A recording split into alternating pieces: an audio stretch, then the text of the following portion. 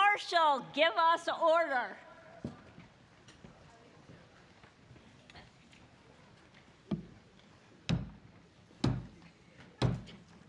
All ye here assembled for the 205th commencement of Amherst College, please be in order.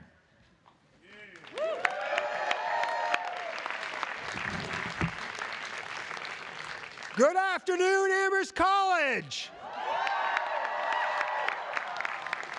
Welcome to the 205th commencement of Amherst College. Today is a celebration of our graduates, of their family and friends, and of the generations of Amherst College alumni who have come before us. We gather today with extraordinary graduates from 43 states, 22 nations, reflecting Amherst's conviction that the best and brightest people are found in many places, not few.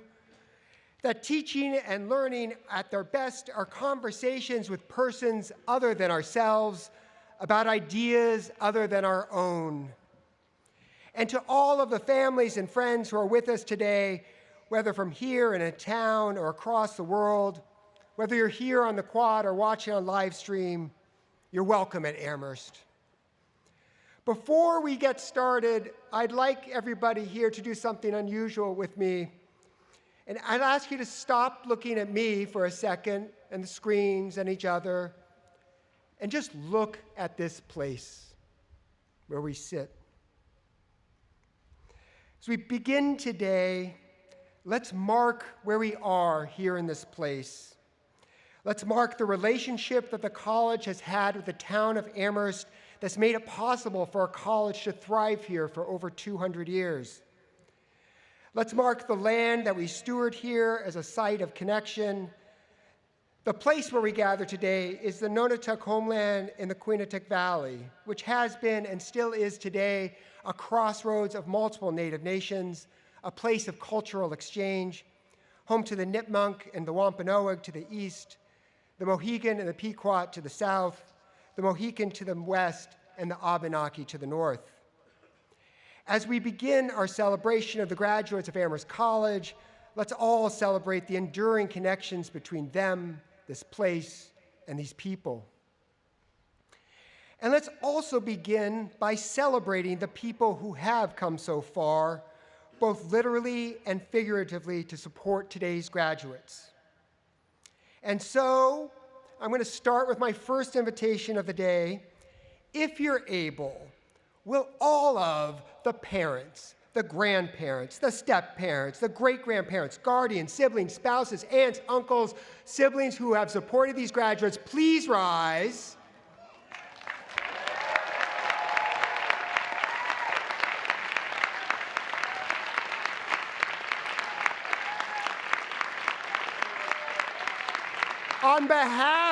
On behalf of the graduates, we give thanks to all of you who have stood beside them and behind them for so many years to make this day possible. Thank you.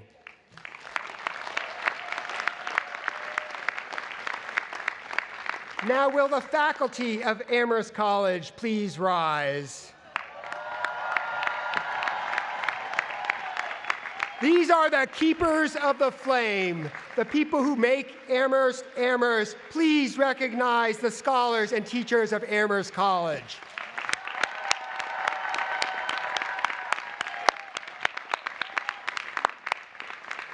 Please be seated.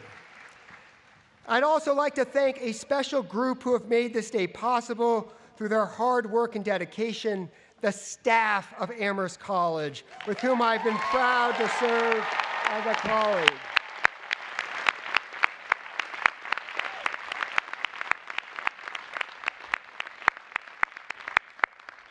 I ask you to join me in recognizing the Board of Trustees who are assembled here on the stage. We thank them for their dedication to the college.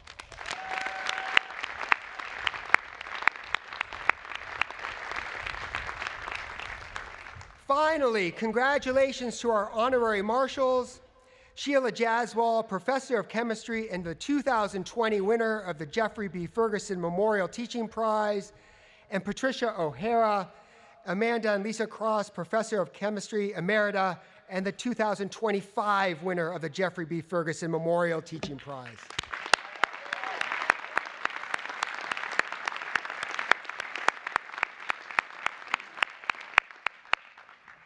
We now honor members of the class of 2026 who've achieved particular distinction in their 4 years at Amherst. Please come forward when I call your name. The Obed Finch Slingerland Memorial Prize is awarded by the trustees of the college to a member of the senior class who has shown by determination and accomplishment the greatest appreciation of and desire for a college education. This year's prize is awarded to Ha Dong.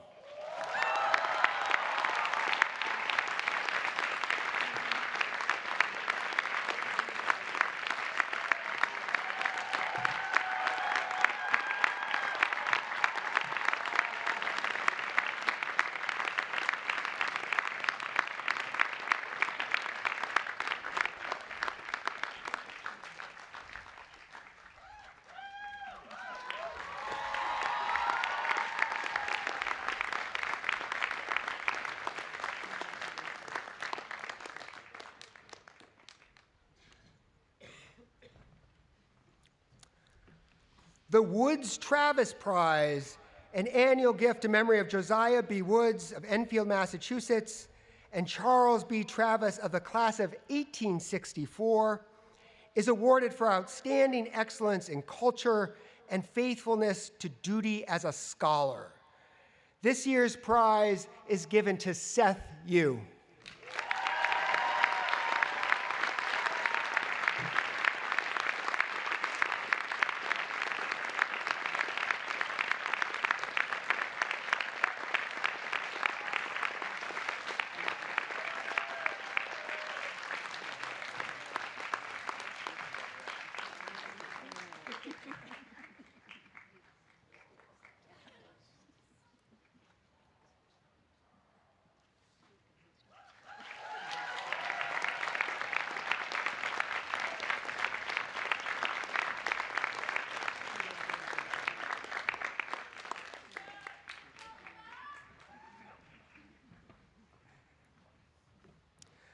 Before proceeding, I'd like to mark the remembrance of somebody who couldn't be with us today, Abdullahi Mire, who passed away earlier this year and who would have graduated with his class today. If we could all join in a moment of silence for him and the memory of others who couldn't be with us today.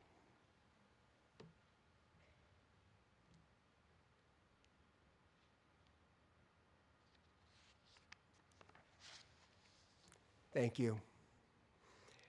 It's now my pleasure to introduce the senior chosen by the class of 2026 to address you this afternoon, Matthew Fisher, who graduates today with a major in English. Matthew.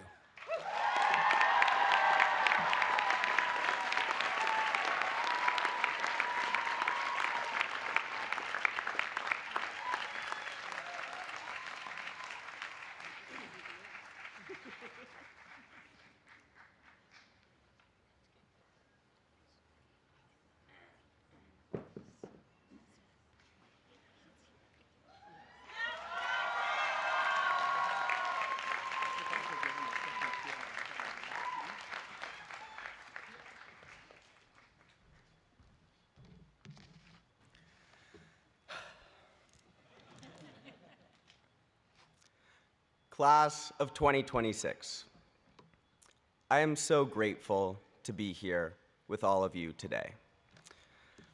The truth is, though, I am even more grateful that I never have to do another Moodle post. For those who don't know, Moodle post is one of the many methods our professors use to ensure that we students have as little fun as possible. But we persevered. We showed our professors just how much fun we can have. We sat on this very quad for hours and hours, pretending we would get work done, when we knew we would just chat and play spike ball and soak in the sun. We were the last class lucky enough to spend 4 whole years eating and laughing in Valentine Dining Hall. Met every day with warm welcomes from Renee and Nina and Amy. And this year, even if we had assignments due at midnight or 8:30 a.m. classes the next morning, we showed up Wednesday night after Wednesday night to the finest establishments in the town of Amherst, McMurphy's Uptown Tavern and Stacker's Pub. And yet, through all that fun, we managed to grow. We came here as shy freshmen, trembling in front of scary professors, unsure of who to talk to or who to sit with. And from that, we built relationships that will last a lifetime. We took classes that shaped our interests and helped us know what we wanted to learn about, or in some cases, what we didn't want to learn about, like the one biology class I took when I realized I did not want to spend any more time organizing data about birds in an Excel spreadsheet. Sorry to Professor Klotfelter. And even with all our assignments, we learned how to manage our time, to focus on our studies and still find community outside of class, in sports, or the student newspaper, or improv, or a cappella, and everything in between. Now, some of us haven't grown as much as we might have hoped. I, for example, firmly believed that I was going to be 6'2" by the time I graduated. But in one way or another, we have grown. I'm sure of it. And now, after having the opportunity to grow at such an incredible place, it's time for us to enter the real world. I know that many of us are scared of that world, and not just because we're going to have to do our own dishes, or because it often feels like we're all going to be unemployed for the rest of our lives. It really is a scary time. Climate change, the rise of AI, violence here at home, and war around the world. In Gaza, Ukraine, Sudan, Lebanon, and Iran. Sometimes, to reassure myself that things aren't as bad as they seem, I like to read Nicholas Kristof's columns in the New York Times. At the end of every year, for the last 10 years or so, Mr. Kristof has written a piece about why the past year was the best year in human history. In a world dominated by headlines telling of rising temperatures and senseless violence, he notes that literacy rates are higher than ever, that fewer people are going hungry than ever before. In a world where it often feels hard to be optimistic, he points out incredible progress, bright spots to be hopeful about. And when I reflect on my time here at Amherst, I too see progress. When Amherst College first opened, for example, it was open only to men. Our senior year, however, marked a great milestone, the 50th anniversary of co-education.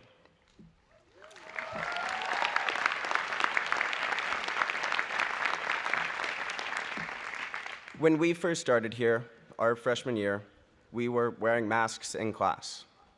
Now, that feels like a distant memory, and we get to see each other's smiles every day. Or take sports here at Amherst. We have plenty of teams. There's the soccer teams that we've gone to watch over on Hitchfield.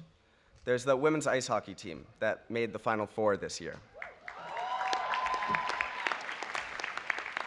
But few teams are as popular, admired, and wildly successful as our school's ultimate Frisbee team. The players are tall and athletic and good-looking, and they sit upstairs in Val, where all the other athletes sit. But it wasn't always like this. Our freshman year, I was very excited to join the ultimate team here. In one of our first games, though, we lost to our neighbors down the road. Not UMass, Amherst Regional High School. I'm sure that sounds a little sad, our team losing to a high school. It was a little sad. But we didn't call it quits. We kept going to practice and working hard together and learning how to lean on each other.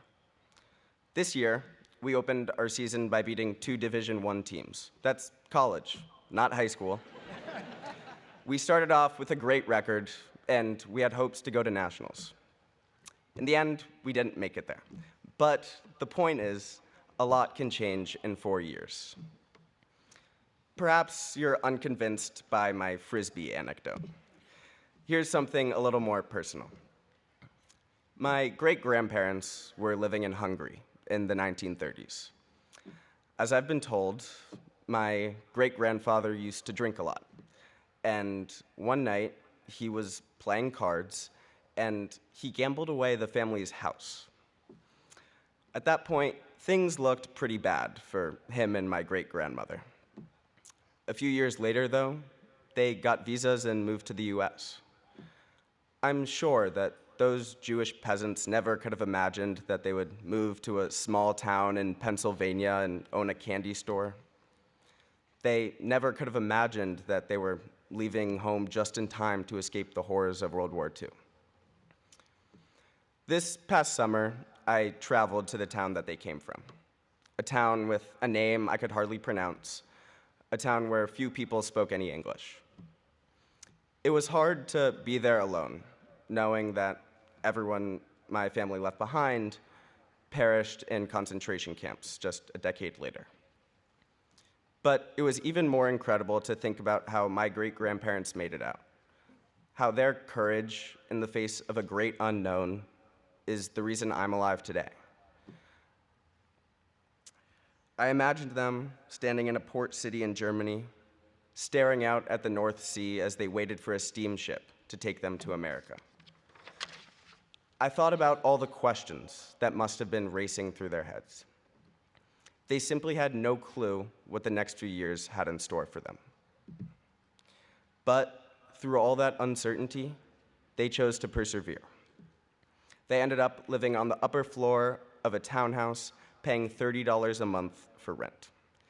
My great-grandma Rose, living in a new country with a strange language, sold stuffed geese and homemade egg noodles until they got a loan to open up the candy shop.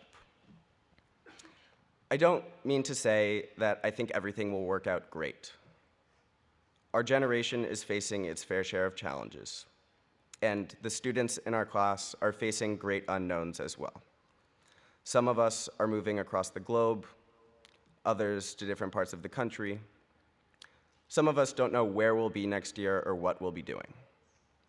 And for many of us, the jobs we do end up with might not look exactly as we had dreamed.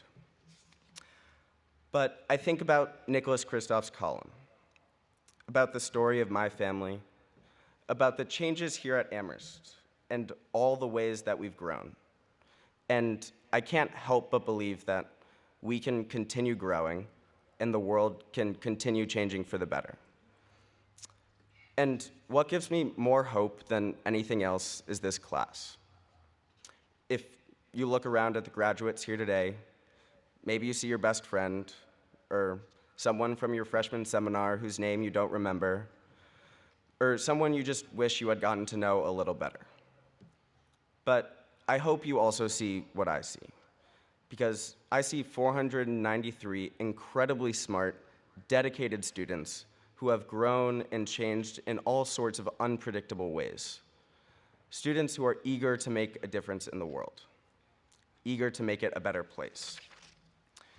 So, class of 2026, whether you move somewhere new and open up a candy shop, as my great-grandparents did, or you become a lawyer or a doctor or a professor or a journalist or a researcher or anything else, I can't wait to see and hear about all the amazing things you're doing, about all the ways you're growing and making the world a better place for everyone.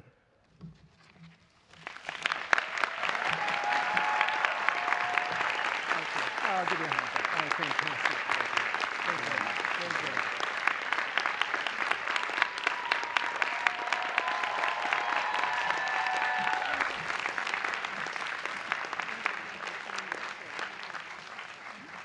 Thank you, Matthew. Thank you for that. It's now my honor to announce the Phoebe and Zephaniah Swiftmore Teaching Awards. Every year, Amherst College honors 3 outstanding high school teachers who have made a difference in the lives of members of the graduating class. These teachers have challenged and inspired our students and helped make it possible for them to be here today. As I read your names, I ask the teachers and their student nominators to rise or wave to be recognized. The recipients of the 2026 Phoebe and Zephaniah Swiftmore Teaching Awards are Morgan Brown, a speech and debate teacher at Norman North High School in Norman, Oklahoma, nominated by Audrey Joe.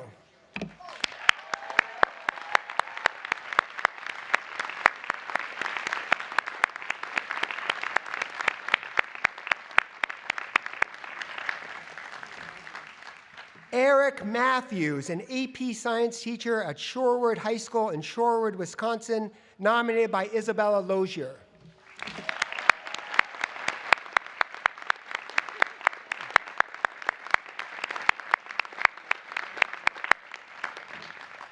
And Allison Stoddard, a school counselor at the Springfield Renaissance School in Springfield, Massachusetts, nominated by Shane Dillon.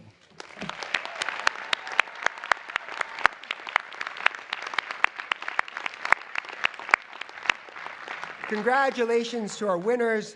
Thank you for coming to this ceremony. You honor us with your presence. And let's have a round of applause for all the teachers who have made it possible for our students to be crossing the stage today.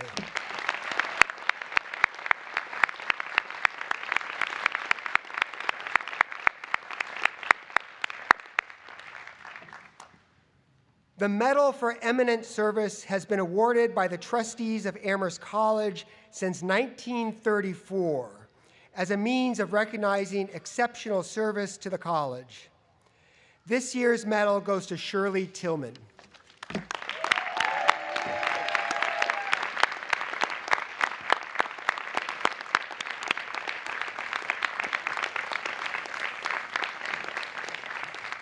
A pioneer molecular biologist, Shirley Tillman was the first woman to serve as president of Princeton University, leading the university through a period of extraordinary growth and transformation from 2001 to 2013. Throughout her tenure at Princeton, Shirley was a tireless champion for women in science. She significantly increased the diversity of the student body and faculty. She created a new residential model, and she led the university to make transformational financial aid commitments. This is not the first time that Shirley Tillman has graced the commencement stage. She received an honorary doctorate from the college in 2008, and then served on Amherst's Board of Trustees from 2013 to 2025.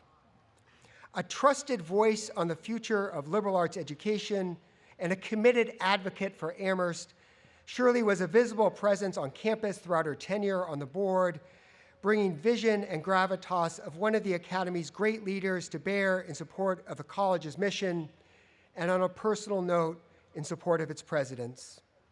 Shirley, it is a pleasure to present to you, on behalf of the Amherst College Board of Trustees and the entire community, the 2026 Medal for Eminent Service.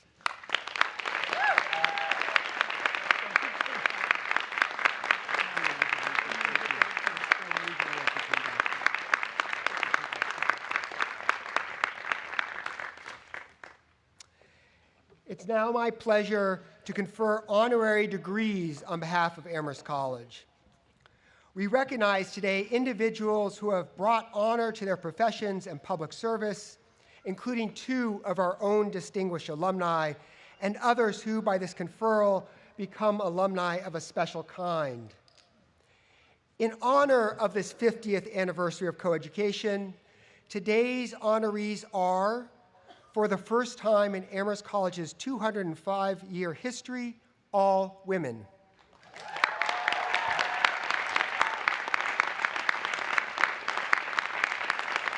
As today we send forth new graduates to serve in the world at large, we also welcome Amherst honorary graduates who are exemplary in the works that they have already served and who inspire us to excellence. For the degree of Doctor of Humane Letters, Allison Felix, Olympic athlete.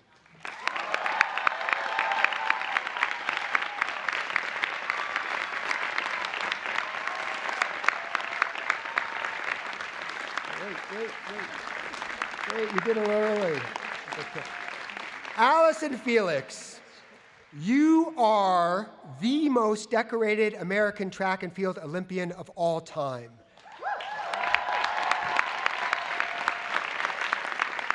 With 31 Olympic and World Championship medals, since retiring from competitive track in 2022, you have become a leading advocate for gender equity and for maternal rights. You co-founded the women's footwear brand Seish and the sports management agency Always Alpha, and you were inducted into the U.S. Olympic and Paralympic Hall of Fame in 2025. Through your leadership and extraordinary accomplishments, you have inspired countless girls and young women to pursue careers in athletics. I am thrilled that you recently announced that you will be coming out of retirement to qualify for the LA 28 Olympics.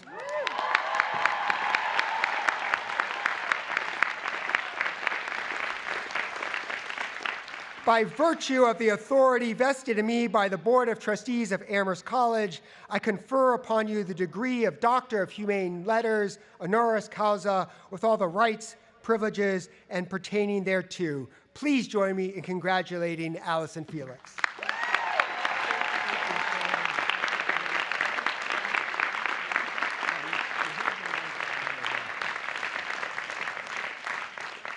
For the degree of Doctor of Arts, Susanna Grant from the class of 1984, writer.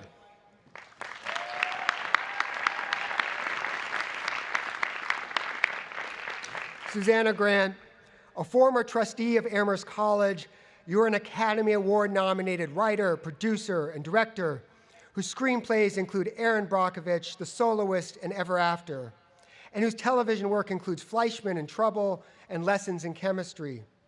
You are also the showrunner of Netflix's Unbelievable, which earned you Peabody and Critics' Choice Awards.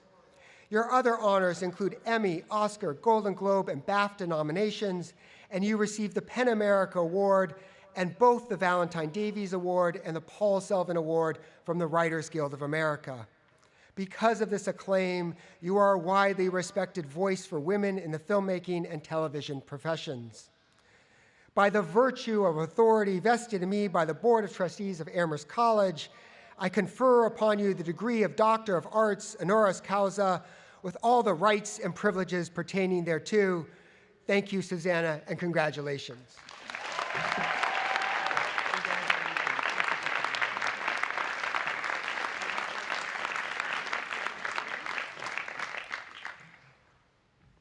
For the degree of Doctor of Humane Letters, Indra Nui, business leader.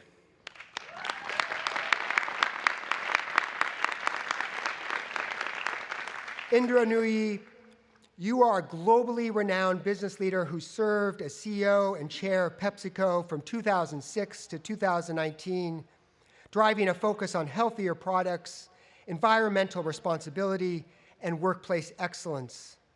For your leadership, you were twice listed among Time's 100 most influential people, received the Padma Bhushan from the Republic of India, and you've been inducted into the National Women's Hall of Fame.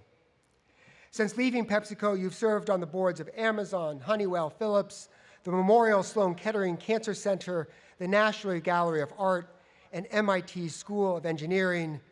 Your memoir, My Life in Full, was a New York Times bestseller.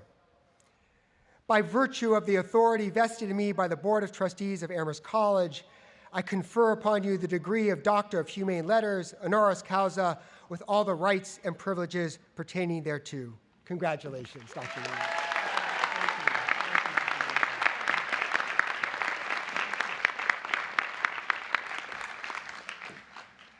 For the degree of Doctor of Humane Letters, Michelle Nunn, Public Service.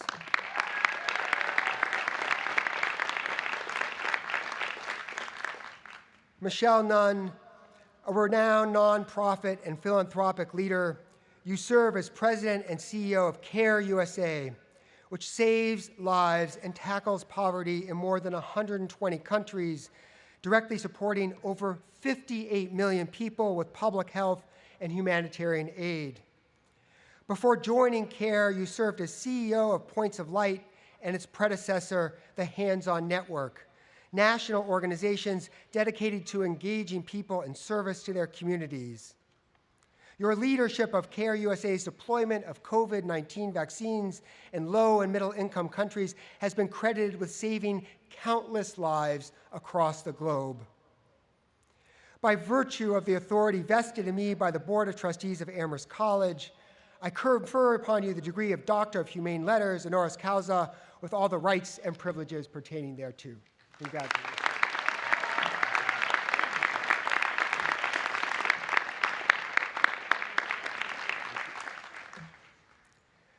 For the degree of Doctor of Science, Julie Segre, class of 1987, scientist.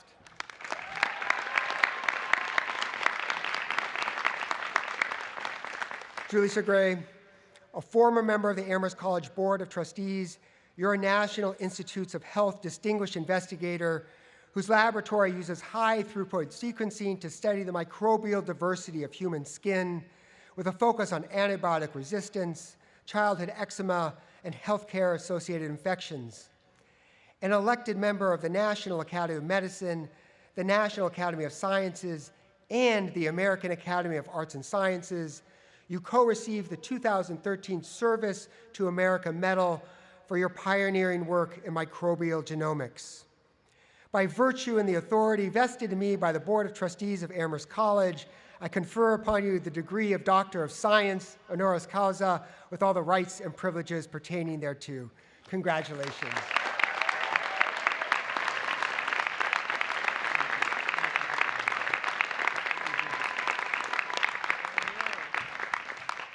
Please, let's have another round of applause for all of our honorary degree recipients today.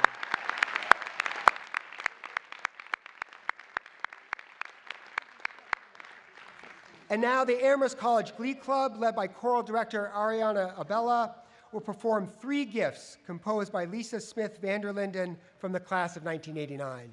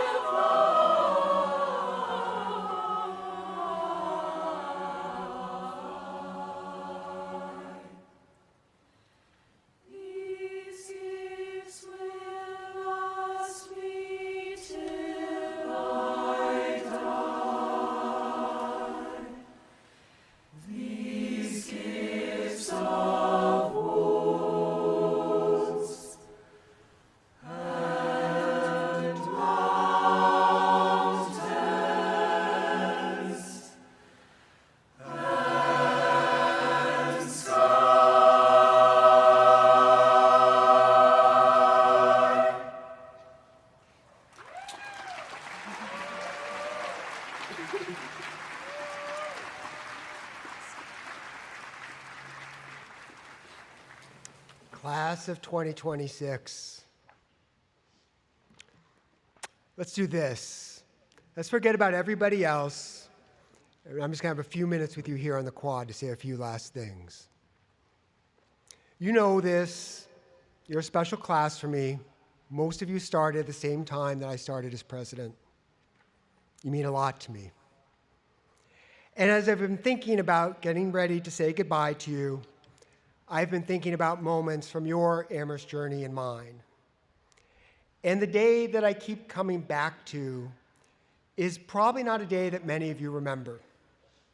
It's not the day of most of your move-in when we were all sent cowering by a false shooter alert.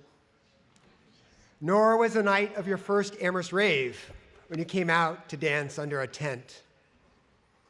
Nor is it any of the times I saw you come together to grapple with events across the world or here in our own country, whether in the Middle East or in Minneapolis.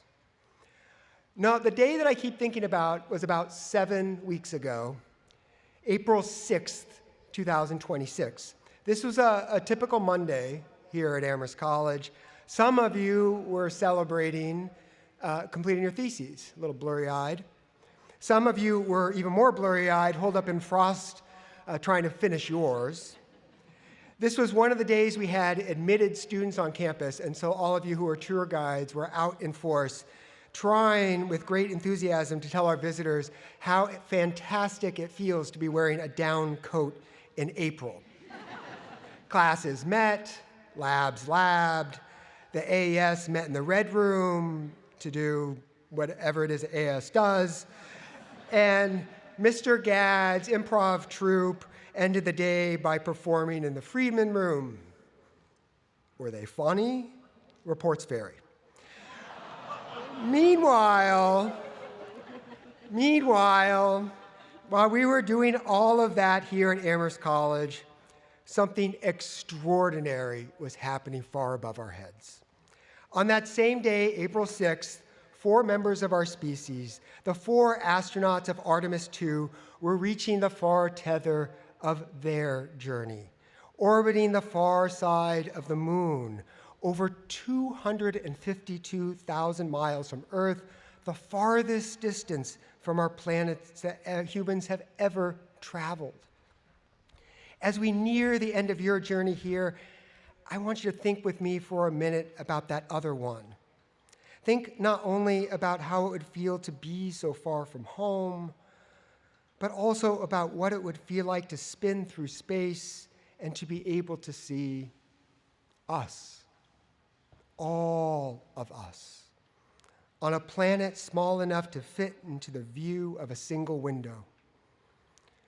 We've all seen the photos of a gorgeous blue planet like a ball bouncing in space dust, or the famous Earthrise views in which the blues and greens of our home world look even more spectacular against the grayscape of the lunar surface.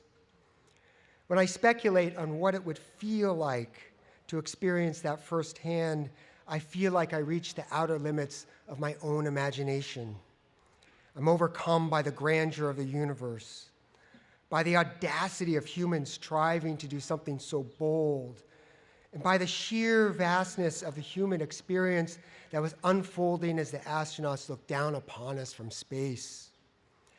The fact that those adventurers experienced this while packed into a space capsule no bigger than a triple in Stearns should be a reminder of something that we know well at Amherst. Small places have a special power to help us understand how big and wonderful the universe can really be. But the real reason that I've been thinking again and again about that day on April 6th is not what it told us about the wonder of the cosmos, but rather because of what it told us about life back on Earth. While this historic feat was unfolding, we all went about our everyday lives filled with hope and aspiration in a world that's often mired in adversity, mundane routine, even cruelty. People were becoming angry at being stuck in traffic, getting anxious about midterms, fretting over what to wear. And because it was indeed a typical day on Earth, we know that wars continued to rage, that people across the planet were struggling to find adequate nutrition, shelter, medicine, We know that babies were being born, people were falling in and out of love, and families were celebrating weddings and anniversaries. When the Artemis II astronauts looked down on us from the far side of the moon, they saw all of that. You're a special class for me, class of 2026. Most of you started here as students the same time I started as president. You're the class that taught me what it means to be a president.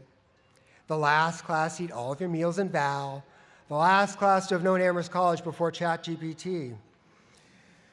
You're a special class for me, and I'm circling around this moment, this confirmation of incredible achievement and intellectual wonder, because the only thing I have left for you after your 4 years here is to ask you to sit with me together one last time and to ponder how life can feel so big and so small, so miraculous and so unjust, all at the same time.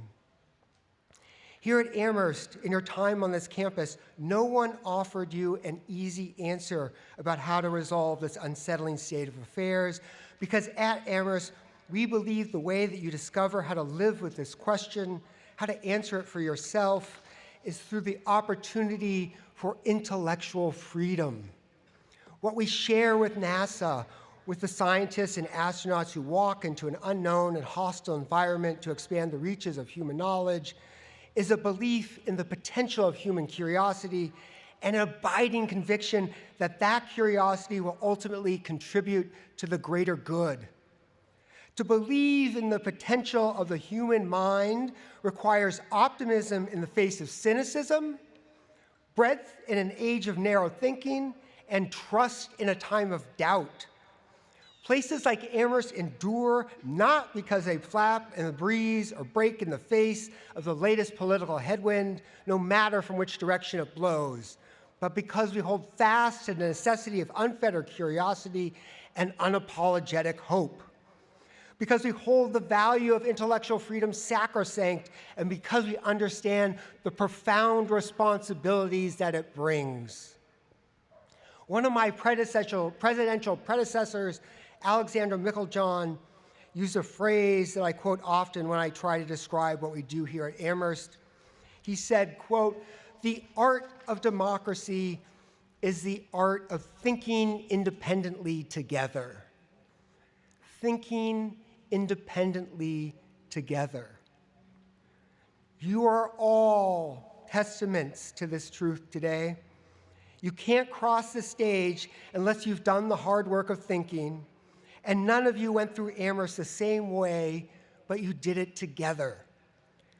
You know, class of 2026, you've been in college during a time when there's been intense criticism and scrutiny of higher education, and so many questions about what a college is and what it is for. This is what Amherst is for, thinking independently together. This college is not now and has never been simply about preparing you for a job. It's about something much more consequential. It's about a life of thinking and fellowship with one another.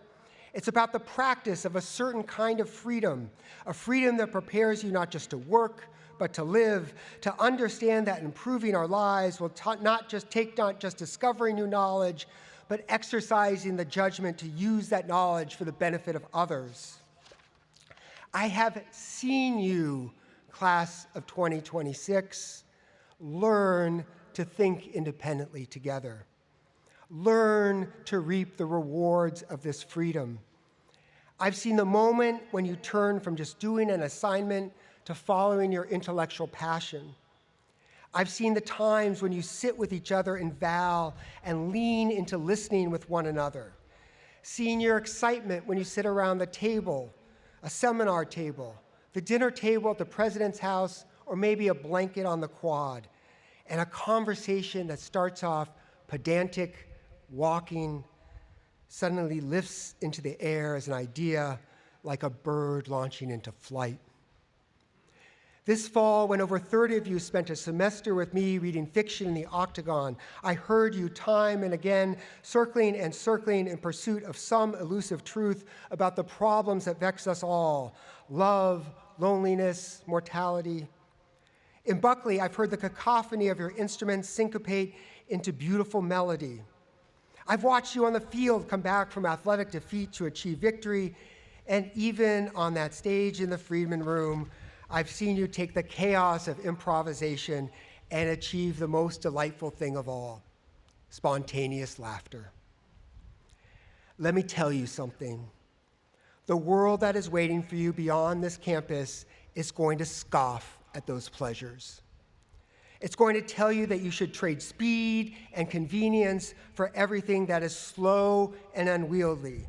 It will tell you that it's easier to type a prompt into a large language model than to struggle with your own composition. Easier to stream a song than to sit in a crowded room and let live music move you. Easier to watch a game than to risk failure by playing one itself. And all of that is true. It is easier. But Amherst has also taught you to choose something deeper, something richer. It's taught you that the moments that change us, the moments that enlarge us, are never the convenient ones. These are the moments when you stay in the conversation to ask a difficult question, when you read something long and difficult instead of skipping to the summary, when you risk saying something sincere, when you allow yourself to be surprised by an idea, transformed by a friendship, or humbled by the realization that someone you disagree with may still have something to teach you. When you travel across the planet, into the wilderness, or even into space, just so you can see things a little differently for a while. Those experiences can't be optimized, they can't be automated, they can't be computerized or lived secondhand, but you deserve to have them. And if you remember nothing else from this place, I hope you remember this. The human mind, your mind, is not just a machine for producing answers.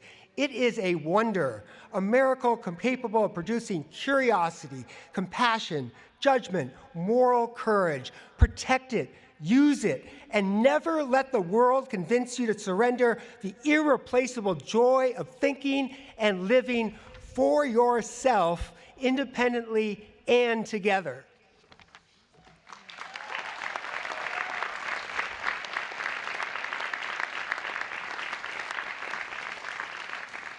Today I am joined on this stage by 5 extraordinary women who have tapped into their curiosity to live out these ideals in different ways, whose achievements remind us that we can tell new stories, that we can care for each other, that we can literally run faster when we learn how to run together. It's a privilege to celebrate them as honorary members of the class of 2026. They also serve to remind us that for 50 years, Amherst has been on its own journey since our belated decision to cross the frontier into coeducation. This is a moment of celebration, but it's also a moment for reflection, a time for us to ask about how far we've come and how far we've not.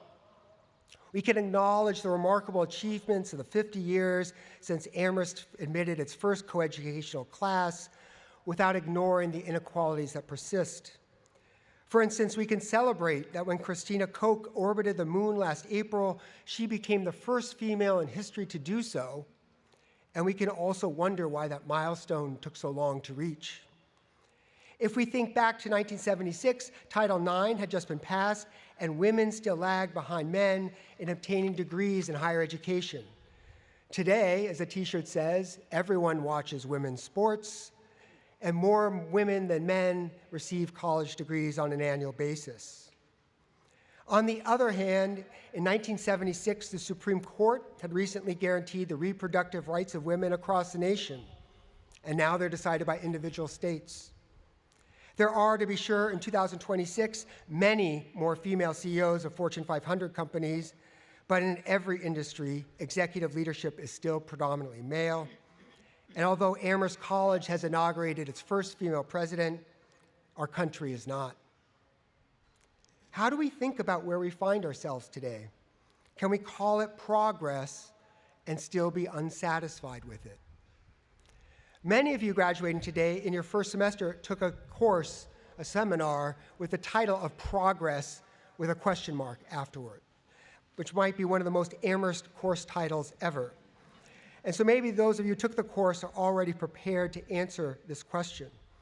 I remember visiting it in the fall of 22 in the Red Room and trying to explain that progress is an idea of which I find myself being skeptical, and yet one that I also find I absolutely need.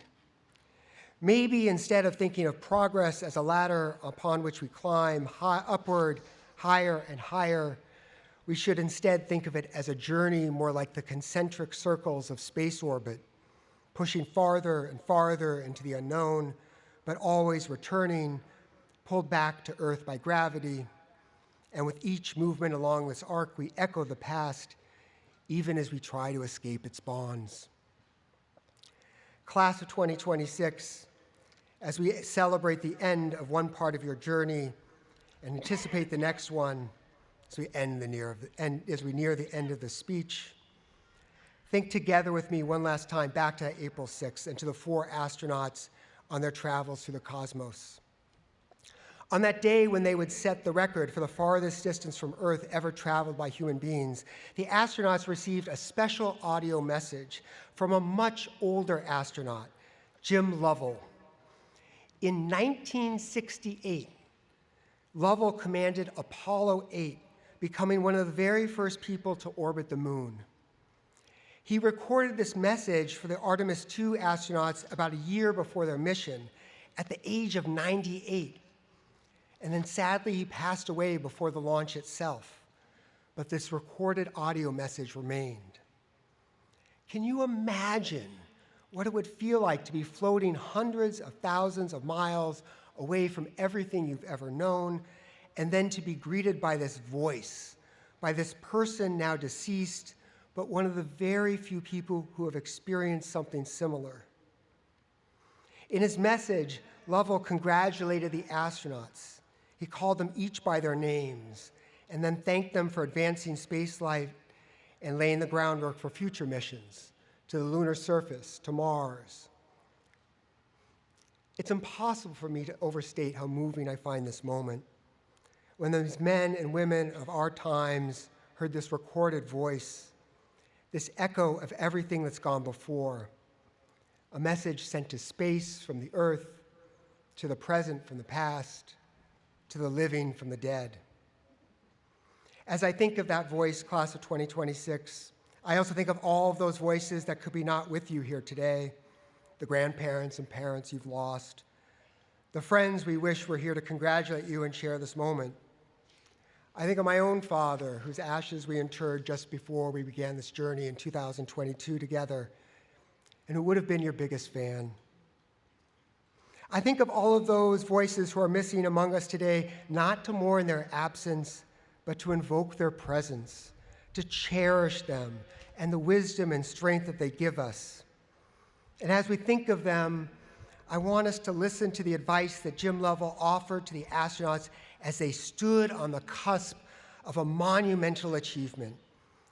It's a historic day, he said in his message, and I know how busy you'll be, but don't forget to enjoy the view.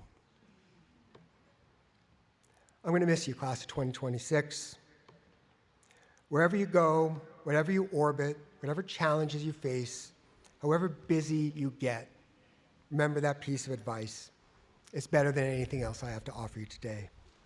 Don't forget to enjoy the view. And like those astronauts, I hope you'll come back to us. Amherst will always be waiting for you. Thank you.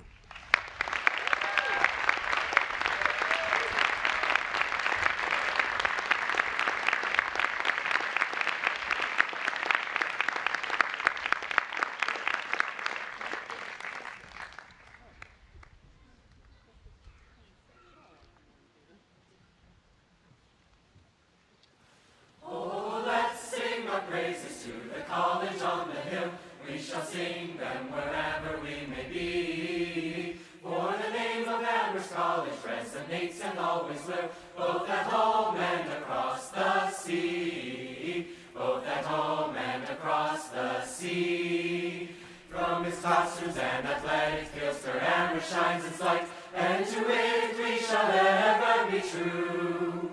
Amherst welcomes all the challenges that come within its sight, and looks around for more when there are few. Oh, Amherst, our Amherst, 'tis a name known to fame from shore to shore. May it ever be glorious, till the sun shall climb the heavens no more. Since the days of Amherst founding back in 1821, it's excelled as the college on the hill. The memories of its graduates and honors they have won abide here among us still. Abide here among us still. You may talk about your Wesleyans, your Williams, and the rest, for these schools will always play their part. But give us a Ferris College, which has proven it's the best. Till the end, it will be in our hearts.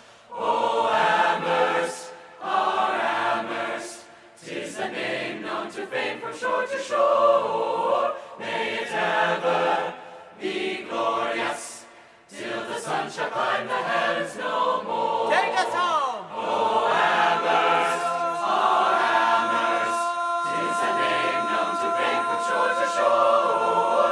May it ever be glorious, till the sun shall climb the heavens no more.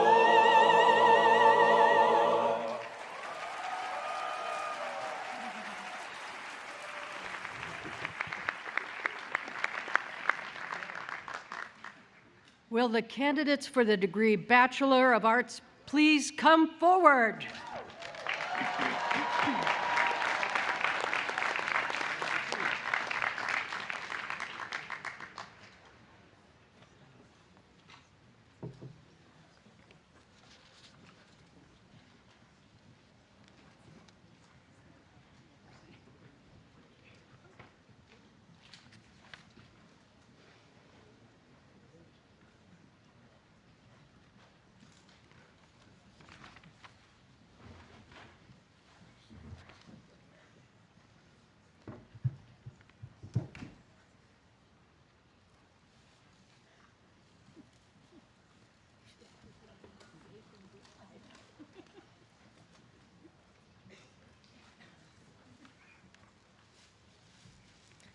Nina Flynn Agard. Amira Madison Abdelghani. Emma Abel. Loom Acosta.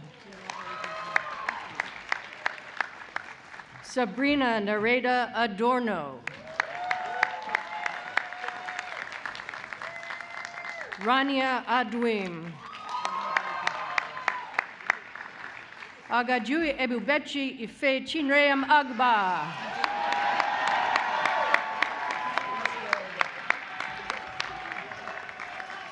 Axel Agbenyega.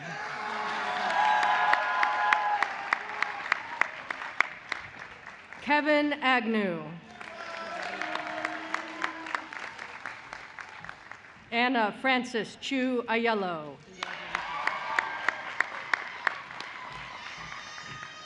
Teniola Janelle Aina.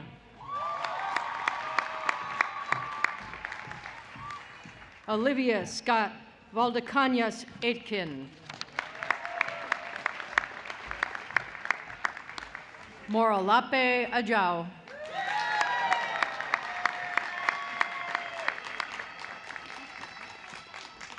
Tenuke Alarapon.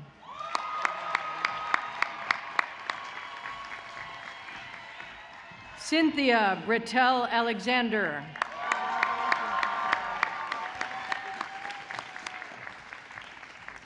Jasmine Louise Alexander.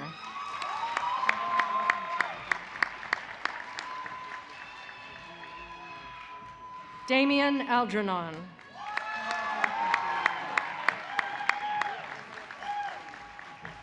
Eliza Ali.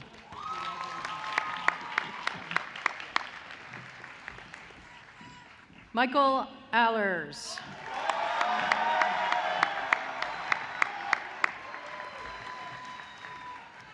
Sofia Angarita Anikina.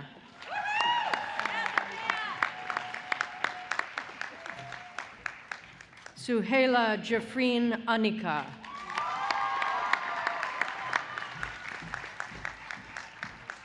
Alejandro Miguel Arcila Cisneros.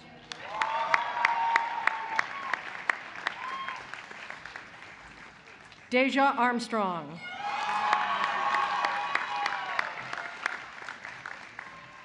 William Atkinson.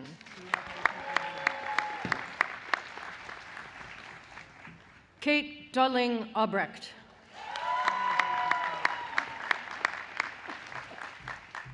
Noam Avivi.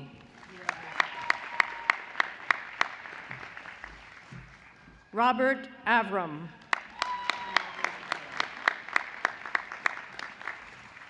Erica Yasmin Ayala.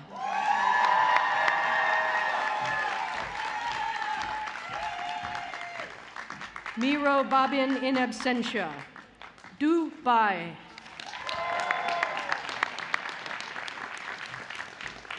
Margaret Bailey.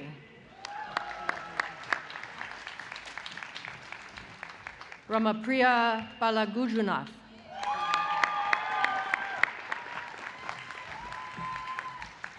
Temidayo Bombay.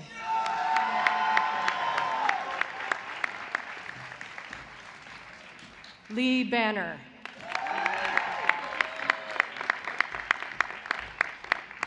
Ashley Yufe Bao.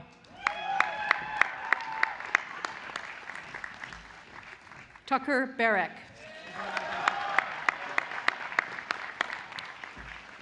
Tyler William Bean.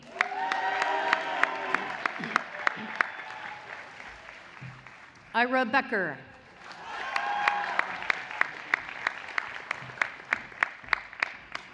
Catherine Jang Becker. James Belgrave.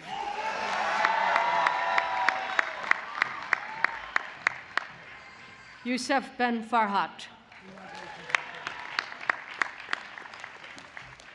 Elena Benedetti.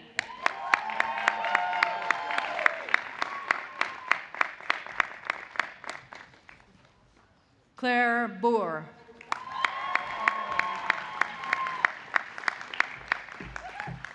Jenna Berkman.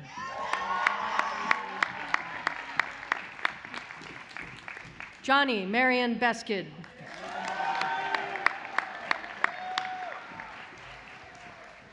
Ivan Betancourt.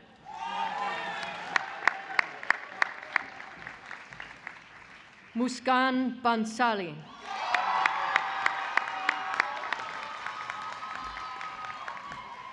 Camila Bonilla.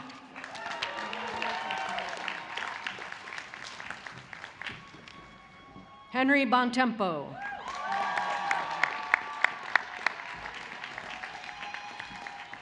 Sarah Boyle.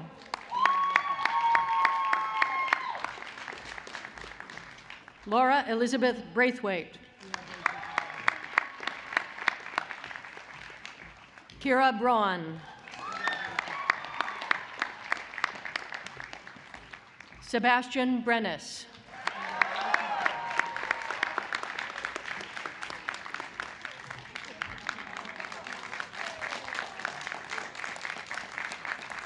Elizabeth Brenner.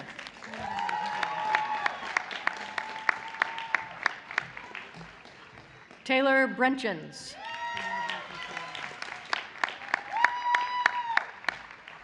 Jesse Brew.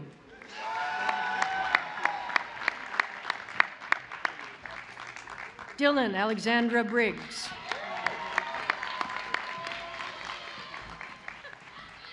Alexandra Brown.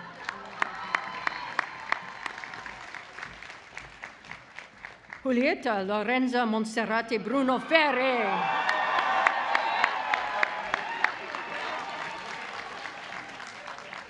Daisy Buluma. Emma Sylvie Bird. Joshua Burke. Simon Burnham. Francis Burton. Keakini Cabanero.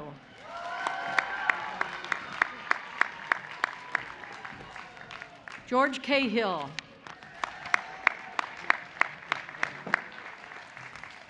Harold Campusano.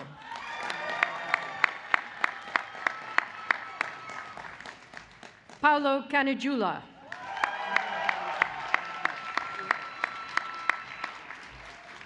Andrew David Carbony. Damian Carano.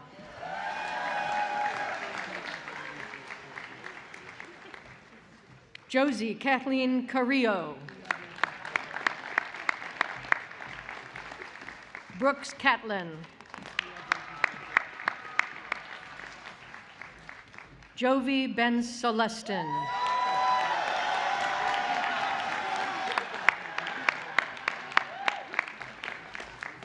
George Haidemenos.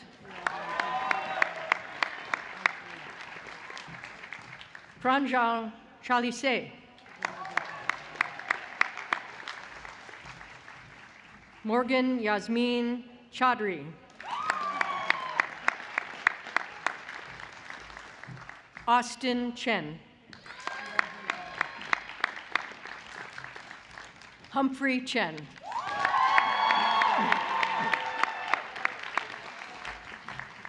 Olivia Chima Anyanka.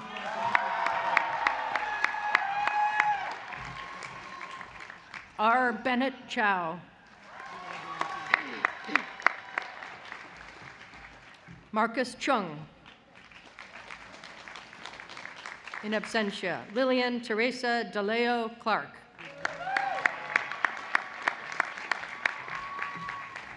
Molly Marie Clark. Amelia Garbus Kogan.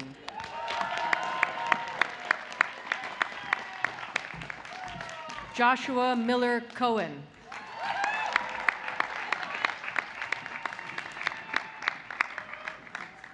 Avery Cook.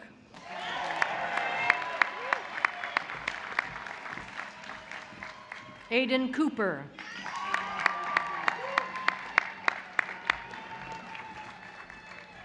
Ryan Alton Corcoran.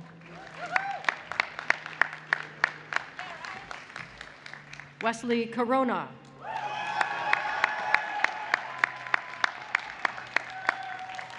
Noah Costum.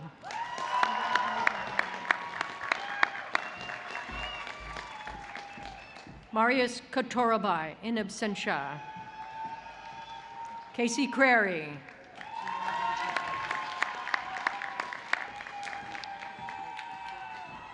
Giovanna da Silva.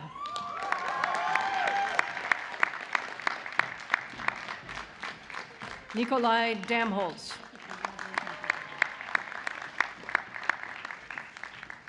Fatima Danizumi.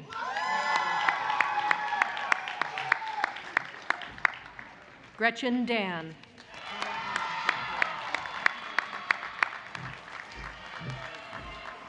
Ben Davis.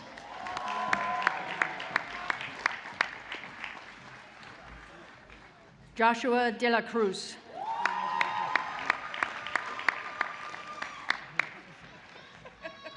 Rachel De La Cruz.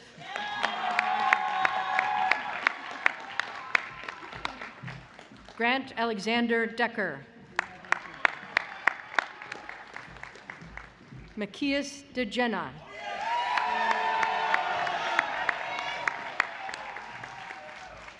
Keith Michael Delaney.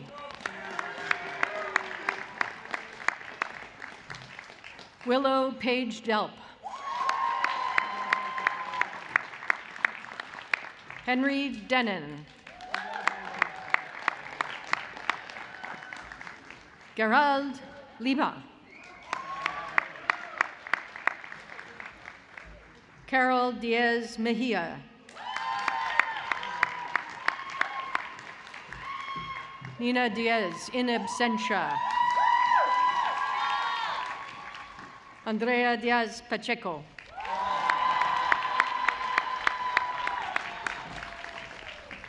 Shane Dillon.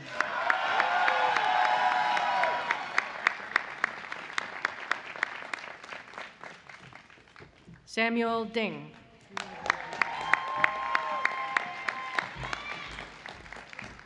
Awa Diop.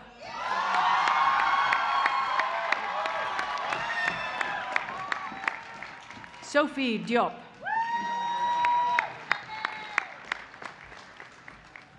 Phung Duan.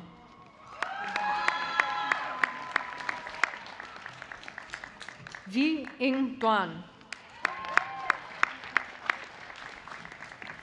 Maxine Dobbs.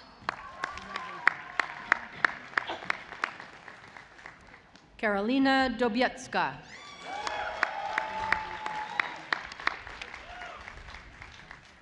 Molly Donegan.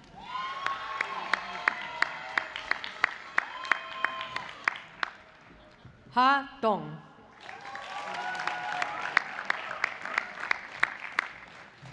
Florence Doyle.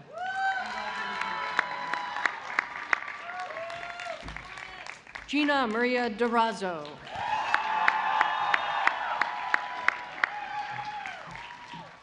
Rudy Echevarria.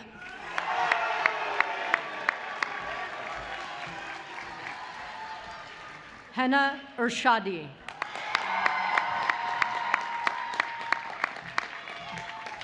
Grace Marian Esco. Luana Espinoza Pastor.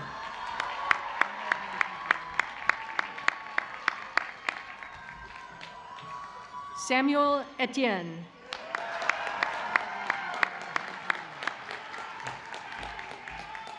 Kiara Alexis Falca Santos.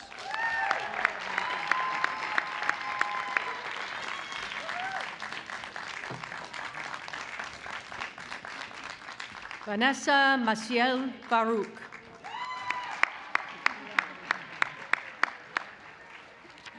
Connor Greenberg Farquhar.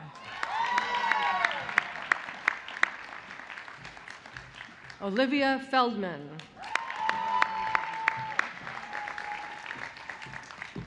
Olua Funmilade Dominion Femi Jegede.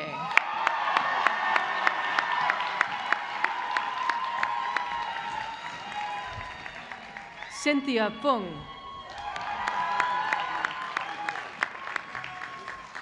Sam Fetters.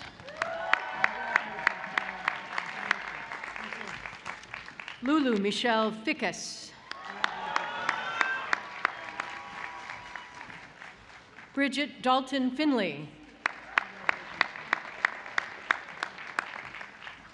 Kemet Fisher.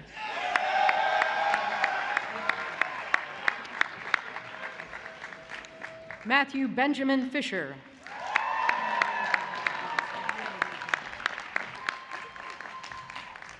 Daniel Henry Fleer.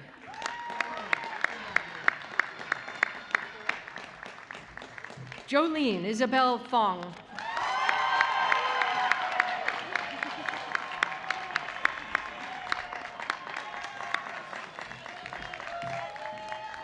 Shirley Xinyu Fu.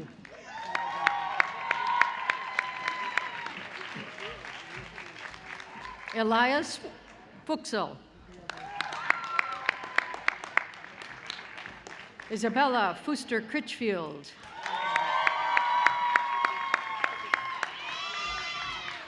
Venami Gamage. Angela Gao.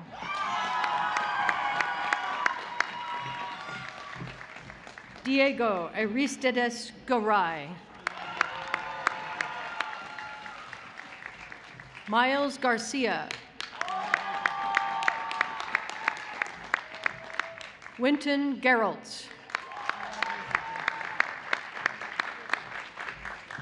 Kellen Garris. Aiden Jem. Julia Grace Genton. Samuel William Gerber. Shani Getz.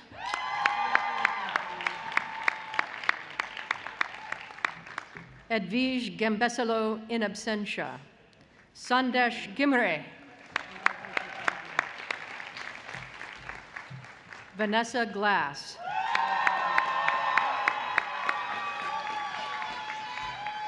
Andrew Glassford.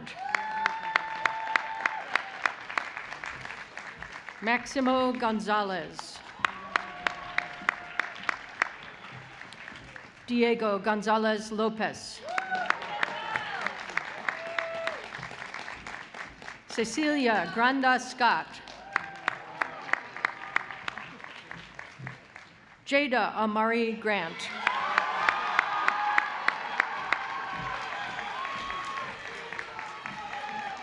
Yvonne Grinspan. Robert Gross. Alexander Guel.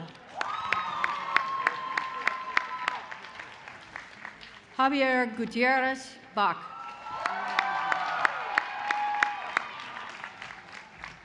Sophia Gutmann.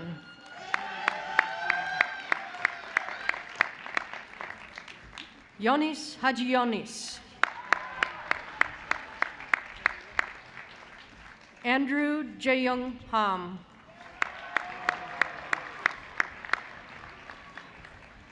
Bluma Naomi Hammerhead.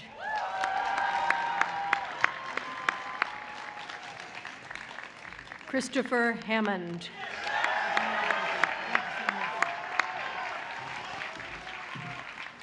Jamie Sarang Han.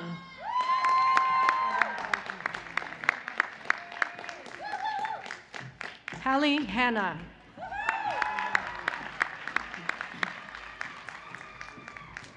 Anya Miriam Hardy Mittal.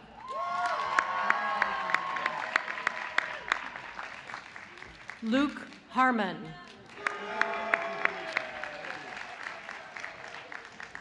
Miles Harmon.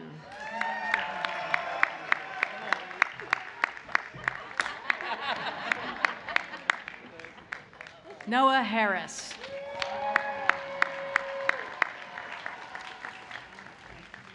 Sydney Lynn Harris.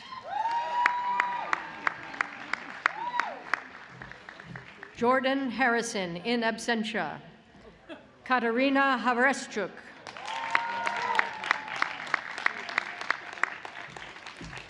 Sophia Haynes.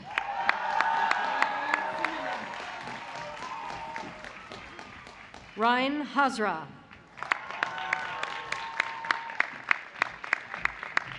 Shreya Hegde.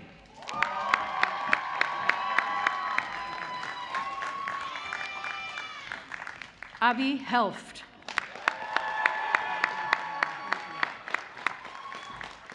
Saren Henkel.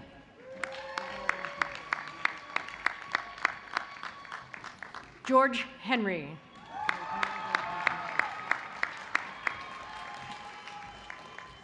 Grady Guthrie Herbert. Daniela Hernandez Rodriguez.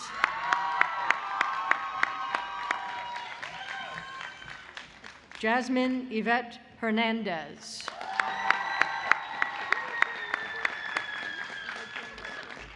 Emily Ann Homan.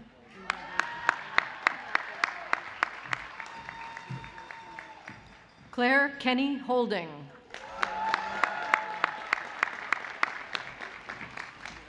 Alexandra Sky Holland.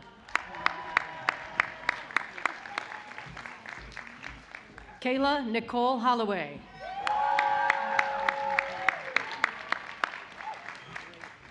Stephen Daniel Holmquist. In absentia. Delaney Holton. Rebecca Hong.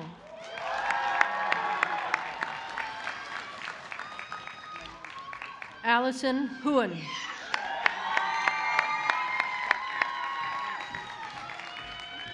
Rachel Howell.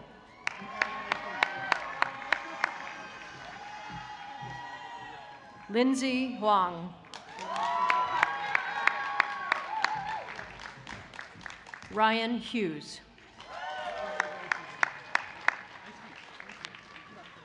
Hadley Elizabeth Hunt. Ferhan Azer Hussein. Kevin Joseph Huang. Jude Igovoyui.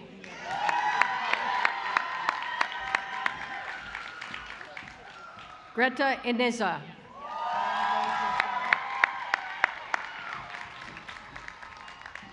Brooke Marie Injemi.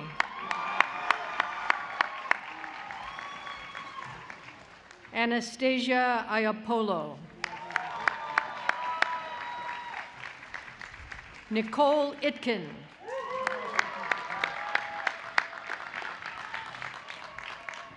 Alexia Jackson.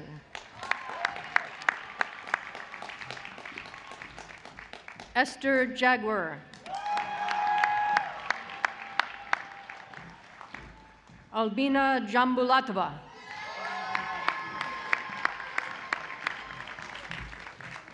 Daniel Jiu Zhang. Michael Sukju Zhang. Oscar Jemison Blaze. Ryan Zi. Boyang Zhao. Brian Jimenez Flores.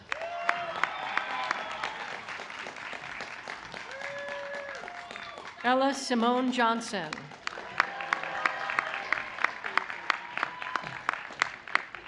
Joy Alexandria Johnson.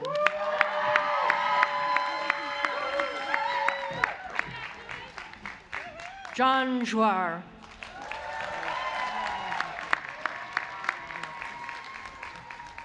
Nifesimi Shemilore Joshua.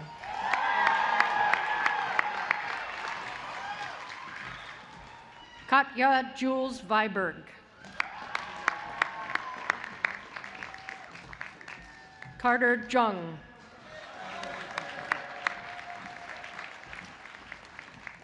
Unche Kang.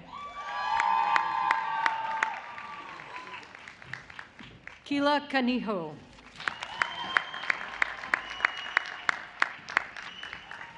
Shinsaku Kataoka.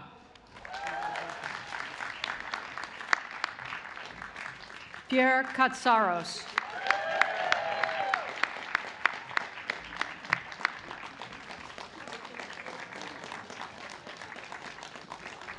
Pari Kaviyarasu.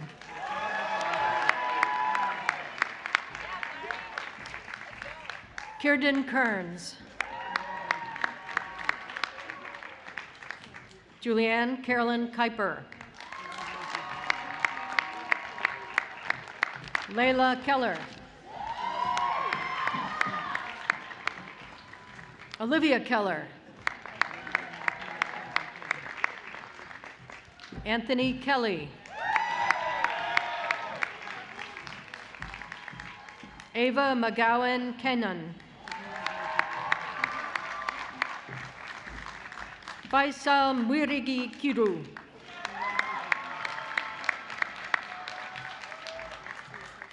Amaris Kim.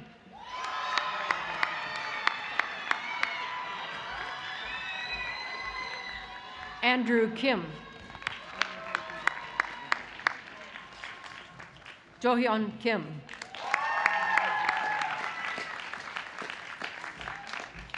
Tristan Jin Kim. Luke Nicholas Klein. Abigail Kong.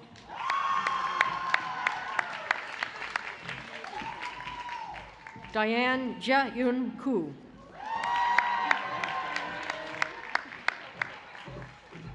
Alexandra Kukalina.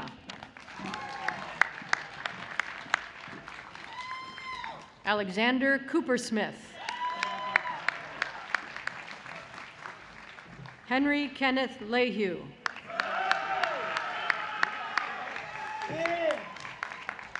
Alex Lapadat.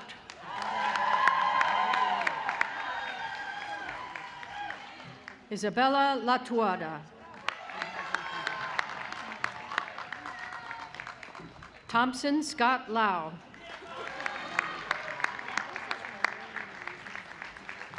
Headley James Lawrence Applebaum.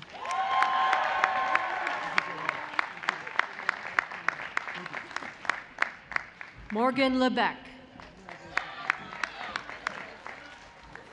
Henry Lucates. Patrick James Leader. Daniel Lee. Megan Lee. Nathan Lee.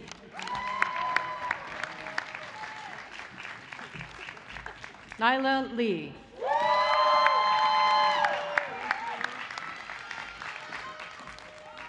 Cato Legaspi. Andrew Liker.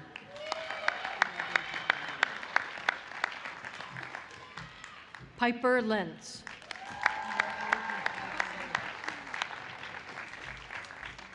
Anthony Leon.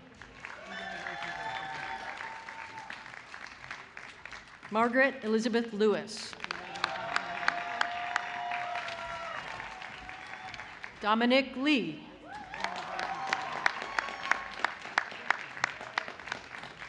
Sylvia Little.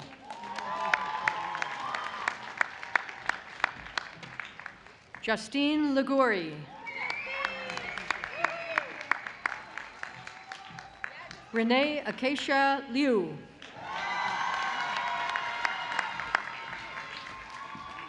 Kayla Liu.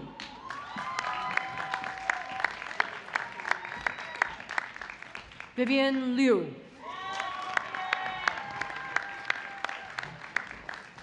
Kyler Lopez. Angie Lisette Lopez Aguilar.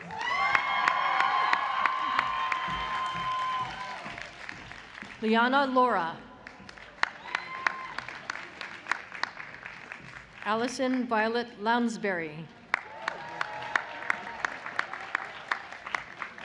Nora Evelyn Lowe. Ramon Loya.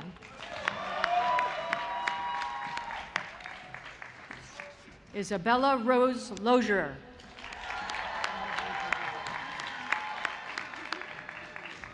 Lucas Luby Pricat.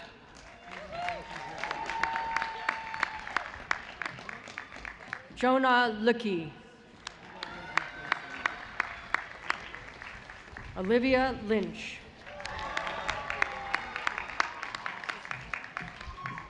Ayen Teresa Majur.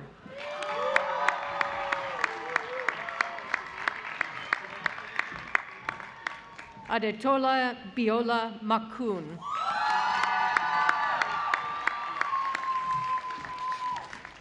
Salvador Malagon Martinez. Gabriel Tadi Mandaro.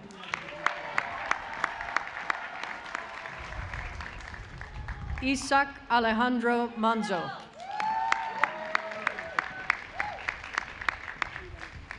Emma Markle. Marie-Eve Marlowe.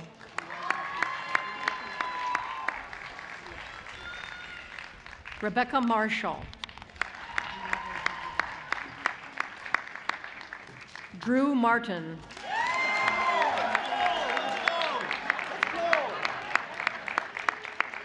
Alexa Guadalupe Martinez.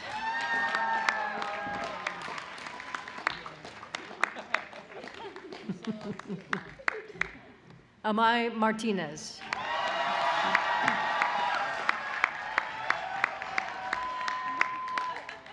Isabel Martinez. Arsani Mason.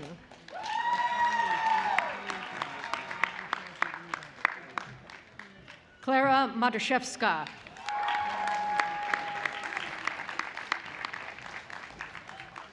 Kylie Hong Maurice. Poakea Aokaula Moyer.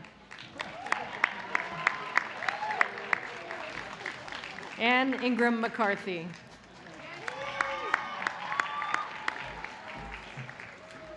Tyler McCord. Celia Catherine McDermott Hinman. Skylar McDonald.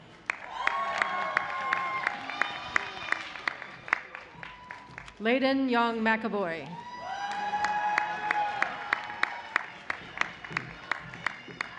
Arissa Grace McGowan.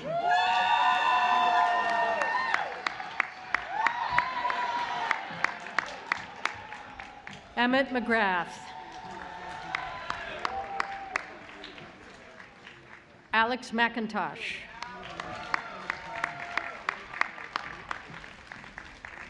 Lauren Daisy McLaughlin.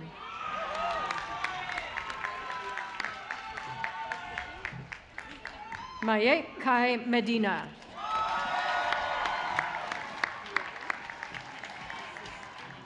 Laura Mendel. Abdullahi Mohammed Mire, in memoriam.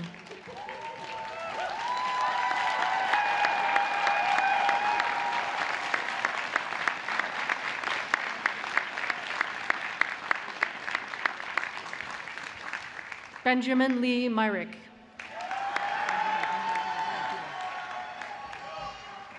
Isaiah Mitchell.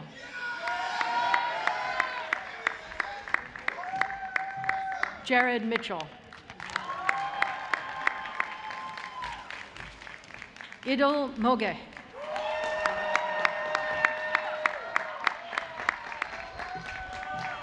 Matthew Monteleon.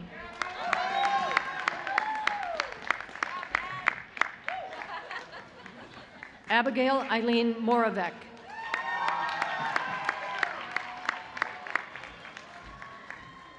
Julia Mar Morgan Canales. Mason Morrow. Camille Gabriel Moala.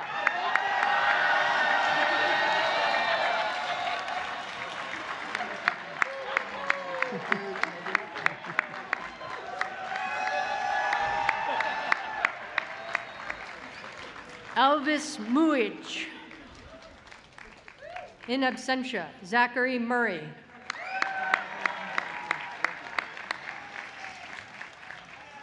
Charlotte Louise Myers-Elkins. Finland Augustus Nadel.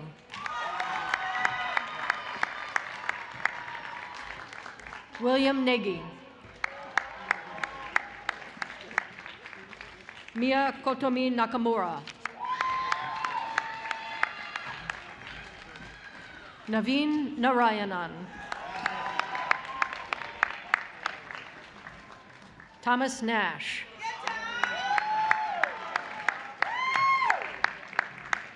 Amber Joanna Nelson.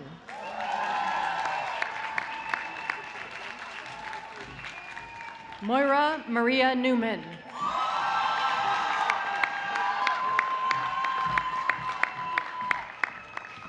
Ni Tuk Nok Nguyen. Alexander Nichols in absentia. Samuel Afanyu Mbu Kengla.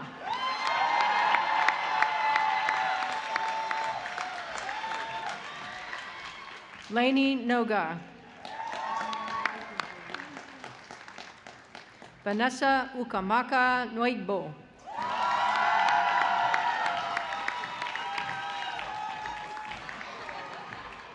Arthur Nawabi Jr. Thomas Michael O'Connor.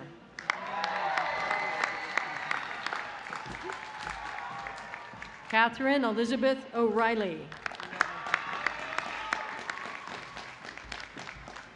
Martha Achieng Odiambo.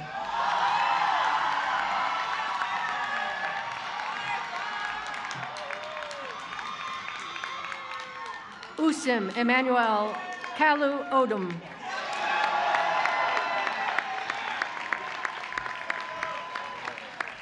Charlie Odulio.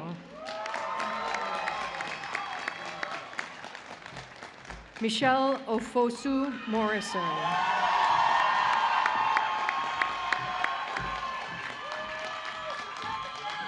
Barbara Okazaki.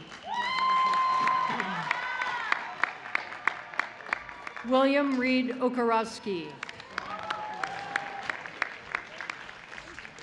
Rose Farouk Omar.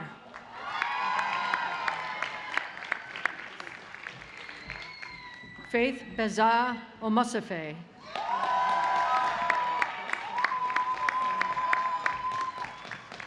Wasifa Rahman Orti.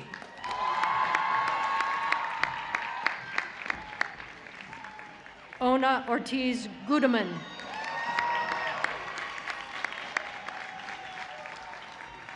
Sebastian Paredes.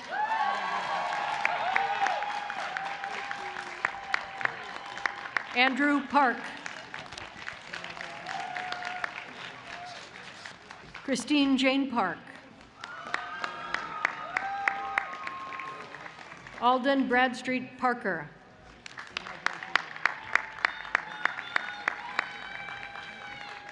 Anushka Patel.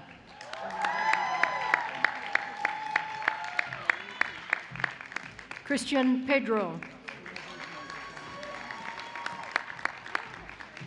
Juan Perez.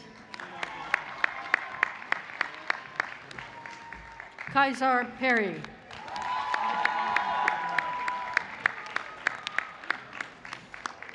Emily Rose Peterson.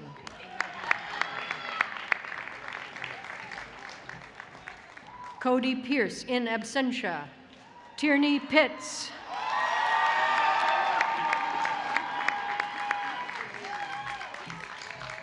Allison Samantha Platt.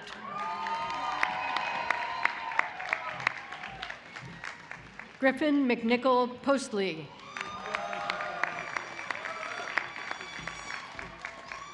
Justin Robert Power.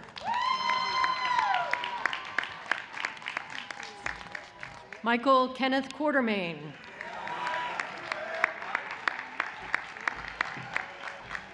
Catherine Butler Quigley.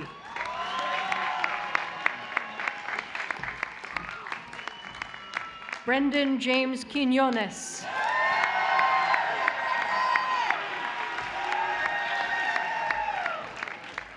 Beckett Quirk. Freeman Diallo Rab.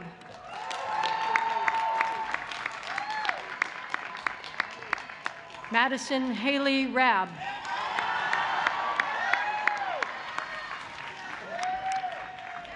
Maya Nicole Rabin. Noor Rahman. Snigdha Ranjan in absentia. Nahian Rasha.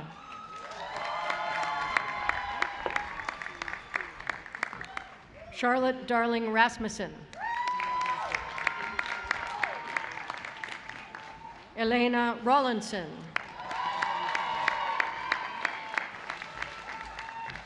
Maeve Jane Reynolds.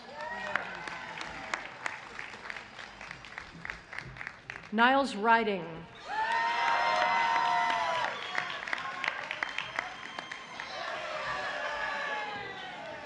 Ben Ritter.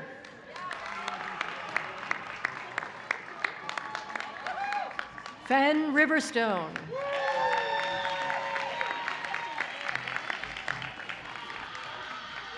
Ryan Roberts. Jorge Rodriguez Jr. Morgan Sidney Rome. Kevin Rudnoff. Daniela Estrella Rosario. Valerie Rosario.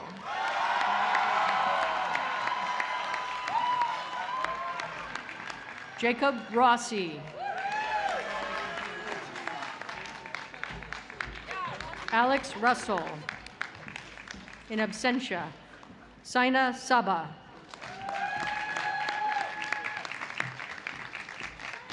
Jessie Nicole Salmon.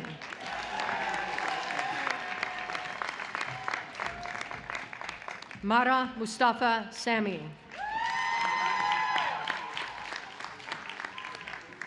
Isabel Sanchez.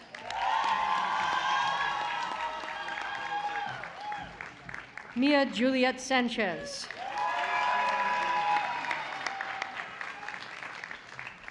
Aidan Dean Santi Tillotson.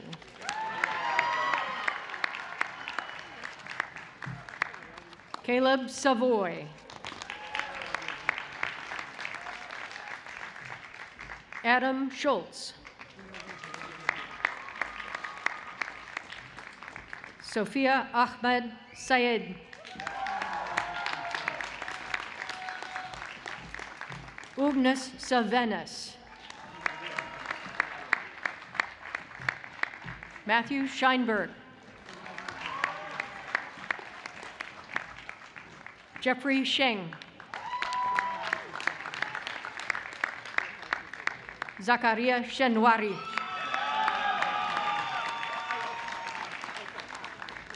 Maggie Schur.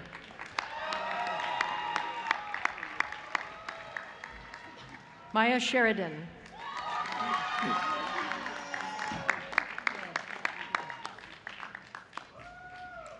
Ellis Simons.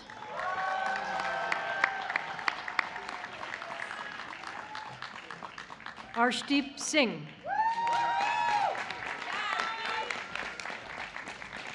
Shreyas Singhania. Amy Rolene Sinsel.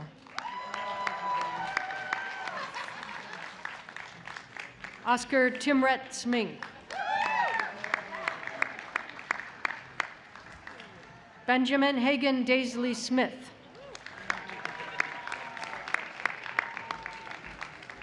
Quincy Smith.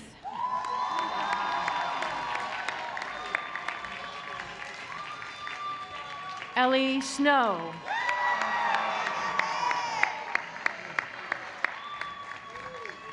Clara Jeanette Sosa. Timothy Souza. Charlie Spurrell.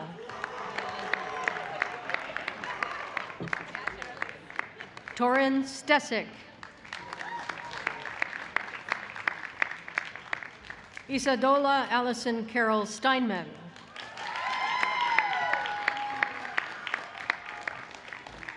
Andrew Howard Stevens. Theodore Woodhull Stevens.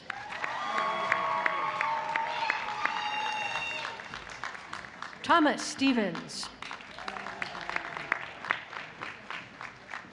Sarah Stewart Porter in absentia. Jasmine Stokes.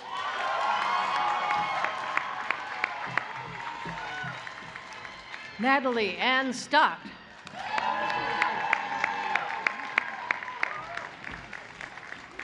James Street. Sarah Stromswold. Angelina Celine Suarez. In absentia. Ava Suarez.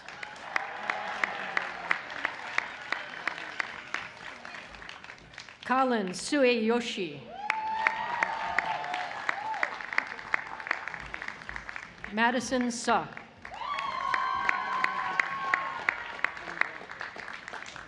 Yuri Sulima. Iris Susan.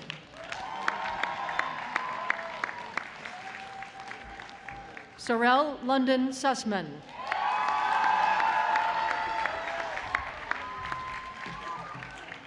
Augie Sweetow. Madeline Swire. Brian Tack. Mayuka Takiguchi. In absentia. Giovanni Tom.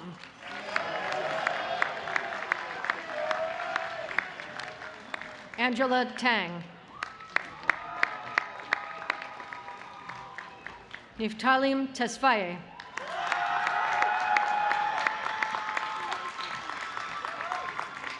Daphne Rose Tyler.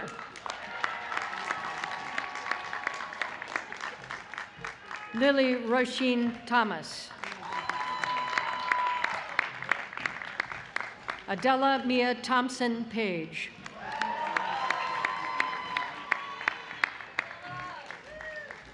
Ten-two. Jacqueline Tiros Lazama. Mally Claire Tittle.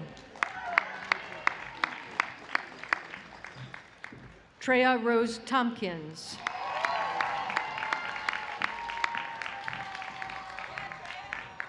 Fran Torres. Anna Catherine Tranum. Alec Treadway.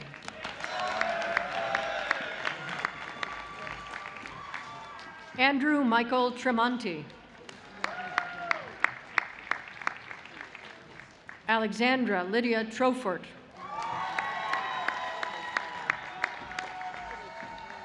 Adrian Trott.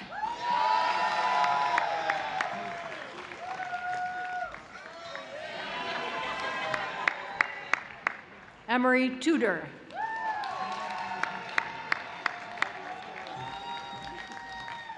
Alejandra Lynn Ubari.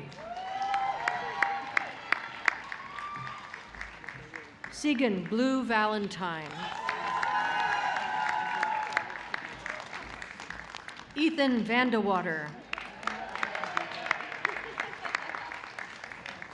Alex Van Lith. Kaylee Mercedes Vargas. Zachary Villegas.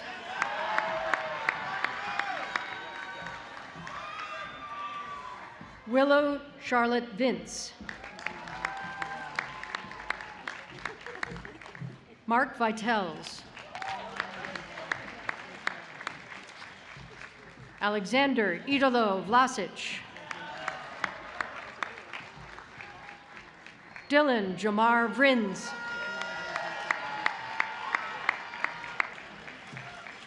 Zachary Walker. Ebony Wamwidza.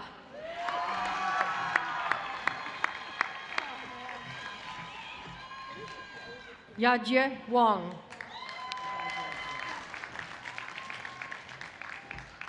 Ayers Alexa Warren.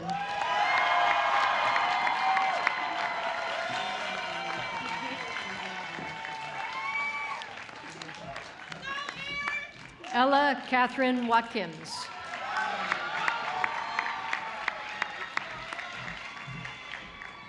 Anna Aguirre Wetzel. Philip White.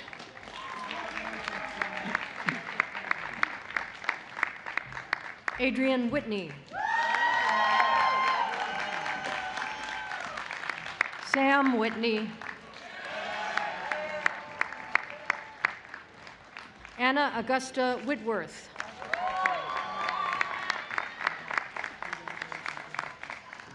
Karan Jerome Wiggins.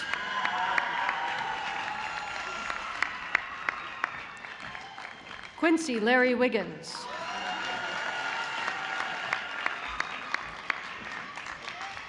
Dinette Vijayavardhana. Spencer Will.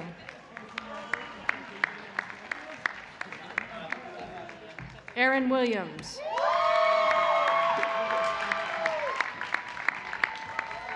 Benjamin Rashad Williams.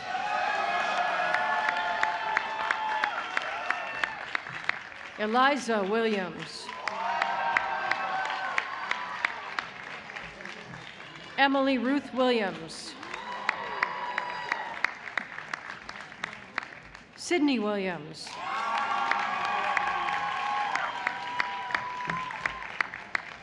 Isaias Ellis Wooden.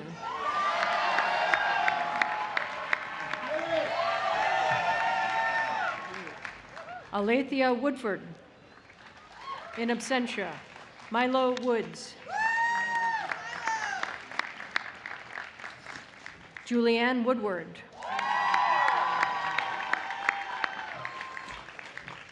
Caroline Ming An Wu.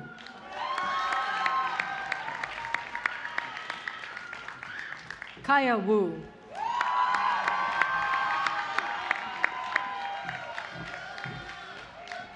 Emily Beecher Wyckoff.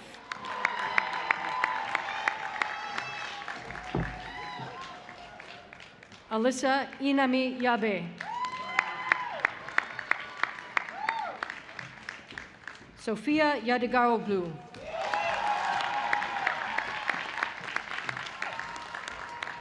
Emma Yamaguchi.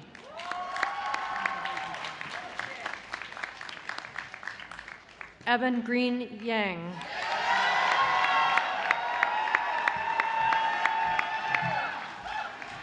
Chloe Yim.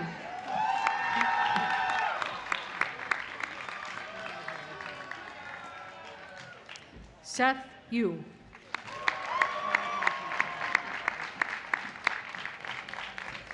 Sharissa Yu. Stella H. Yuen.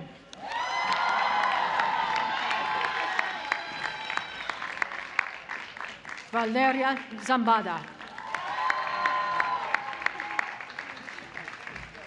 Donna Zhang. Stacy Zhang.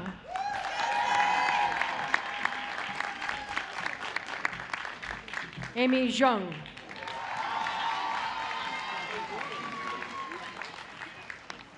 Audrey Zhou.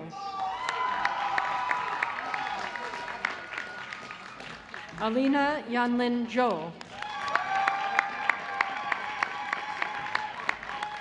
Ahmad Ziada.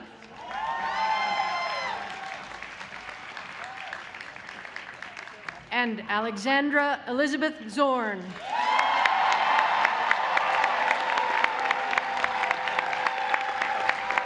Just a second to get on my little binder.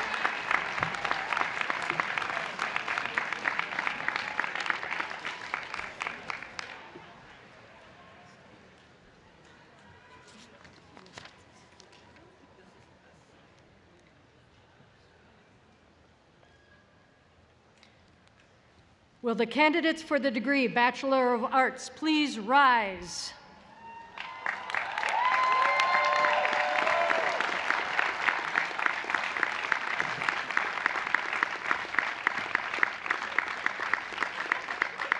President Elliott, on behalf of the faculty of Amherst College, it is my pleasure, honor, and privilege to certify that all candidates upon whom the faculty has voted to confer degrees have fulfilled all the requirements for the Bachelor of Arts degree.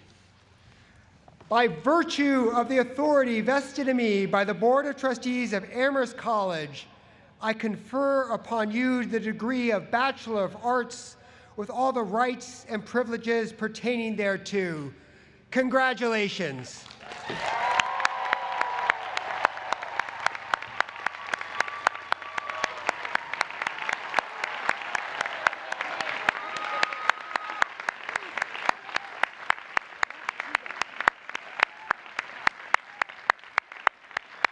Please, another round of applause for the class of 2026.